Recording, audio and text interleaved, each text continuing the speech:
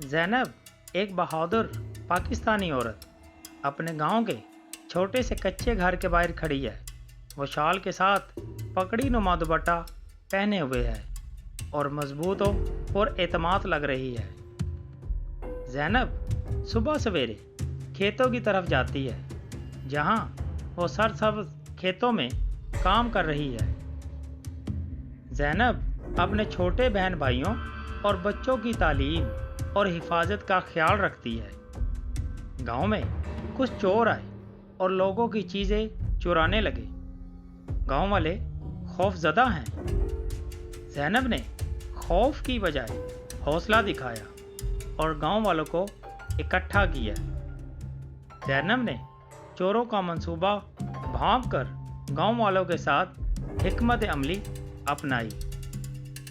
چور دوبارہ آئے لیکن زینب اور گاؤں والے ان کے راستے میں آ گئے۔ زینب نے اپنی ہوشیاری اور بہادری سے چوروں کو قابو کر کے گاؤں کی حفاظت کی۔ چور پکڑے جانے کے بعد گاؤں والے خوشی سے جھوم اٹھے اور سب نے زینب کی تعریف کی۔ زینب نے سب کو سبق دیا کہ حوصلہ اور اتحاد سے ہر مشکل کو شکست دی جا سکتی ہے۔ زینب گاؤں کے بچوں کو کہانیاں سناتی ہے جہاں وہ بہادری اور ایمان کی اہمیت سکھاتی ہے۔ گاؤں کے نوجوان زینب کی مثال سے متاثر ہوتے ہیں اور اپنی زندگی میں بہادری اور ایمان کو اپنانا سیکھتے ہیں۔ زینب کی قیادت میں گاؤں والے مل کر محنت کرتے ہیں اور گاؤں میں خوشحالی آتی ہے۔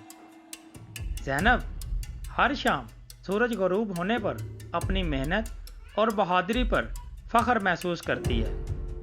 زینب نے گاؤں میں خواتین کو بھی خود مختار بنانے کی ترغیب دی۔ وہ خواتین اب اپنے کام خود کرتی ہیں۔ زینب کی بہادری اور قیادت کی وجہ سے گاؤں میں لوگ ایک دوسرے کے قریب آئے اور مضبوط کمیونٹی بنی۔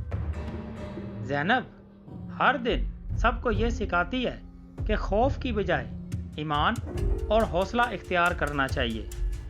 گاؤں کے بچے زینب کی کہانی سن کر حوصلہ مند اور بہادر بننے کی کوشش کرتے ہیں۔ زینب نے گاؤں میں ایک چھوٹا سا اسکول بھی قائم کیا تاکہ بچے تعلیم حاصل کر سکیں۔ اس کہانی سے ہمیں کیا سبق ملتا ہے؟ اس کہانی سے ہمیں سبق ملتا ہے کہ حوصلہ، بہادری اور ایمان ہر مشکل میں انسان کی رہنمائی کرتے ہیں۔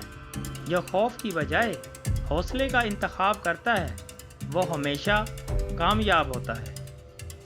دوستوں، اگر آپ کو ہماری یہ کہانی اچھی لگی ہو تو ہمارے چینل کو لازمی سبسکرائب کیجیے گا۔